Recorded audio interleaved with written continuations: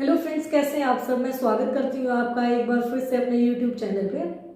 तो आज का हमारा टॉपिक रहेगा कि गवर्नमेंट सर्वेंट जो भी होते हैं, मतलब सरकारी नौकर जो भी होते हैं, वो अपने रिटायरमेंट के लिए क्या कर सकते हैं।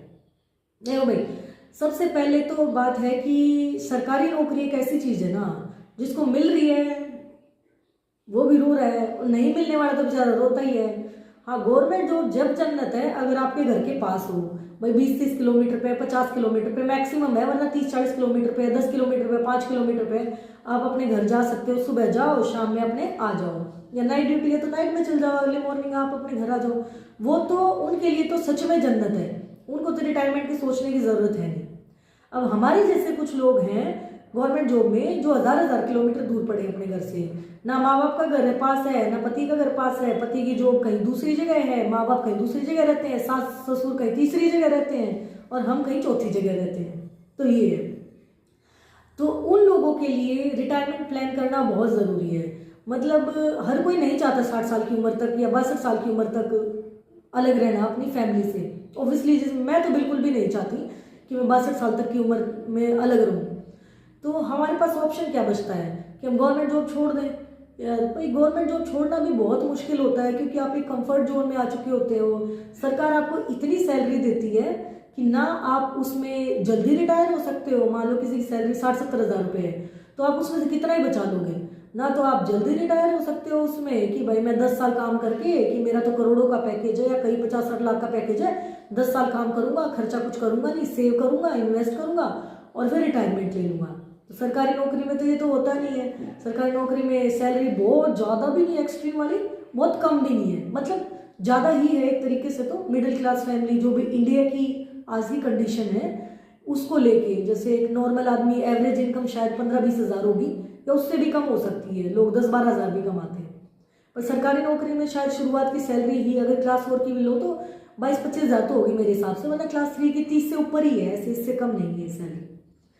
फिर तो बढ़ती जाती है 2-1 में, तो अलग ही बात है। पर जिनकी सैलरी भी 50-60 हज़ार होती है वो भी बेचारे वो क्या करें, ना तो वो जॉब कर सकते हैं क्योंकि वो घर से दूर पड़े हैं, ना वो जॉब छोड़ सकते हैं क्योंकि वो जॉब छोड़ना चाहते हैं, वो रियल में नहीं करना चाहते। वो डेली घुट घुट के मरते हैं, डेली यूँ कि यार आज भी घर जाएंगे, खुद ही ताला खोलना है, कोई घर पे मिलेगा नहीं, मनुष्यों की तरह अपने पूरे घर में पड़े रहो। स्पेशली रिमोट एरिया में तो ये सिचुएशन और बुरी हो जाती है। अगर आपकी सिटी में पोस्टिंग है फिर भी आपको कोई फ्रेंड सर्कल होता है, रिमोट एरिया में ना तो लोग एक दूसरे से बात करते हैं, स्पेशली मेल फीमेल कन्वर्सेशन तो निल है। अब मेरे ऑफिस में एक टाइम था जब मैं अकेली फीमेल एम्प्लॉई थी, अकेली, तो 20-22 लोगों की का स्टाफ था, शायद 25-26 का स्टाफ था, तो मैं अकेली फीमेल एम्प्लॉई थी। जब भी मीटिंग होती थी तो मैं अकेली बैठी रहती, मतलब जाना तो पड़ता ही था मीटिंग में, पर मुझे अनकंफर्टेबल लगता था। वो तो मेरा इंचार्ज अच्छा था, मैं उसको बोल के कि अब मैं जा रही हूँ, मैं कंफर्टेबल नहीं हूँ। शुरू में तो मैं ऐसे आ जाती थी, पर फिर मुझे धीरे धीरे आदत हो गई।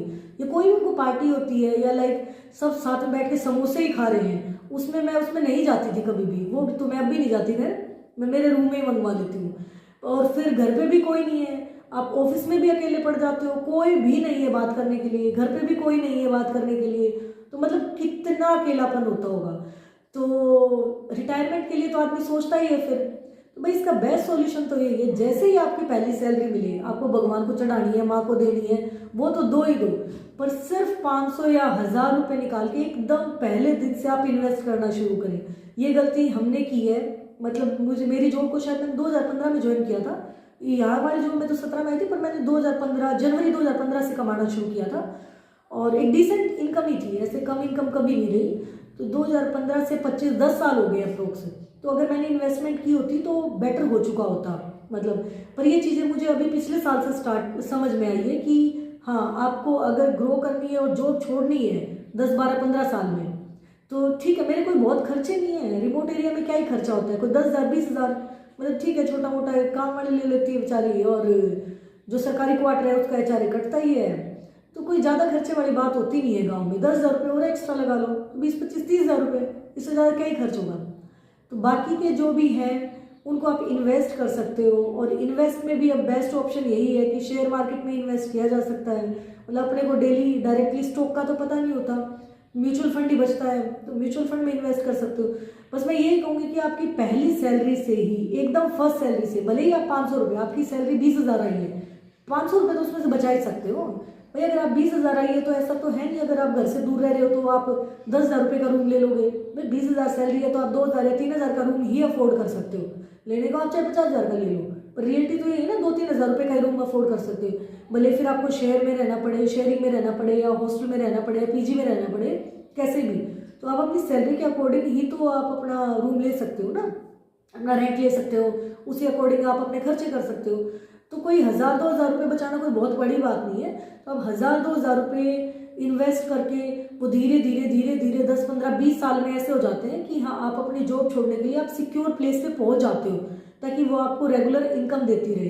भाई कुछ तो सरकार भी देगी, जो आपका पीएफ या आजकल क्या है, हमारा तो जीपीएफ कट रहा है, खैर हमें तो ओल्ड पेंशन स्कीम मिलेगी शायद, उम्मीद तो यही है सरकार चेंज ना कर दे तो।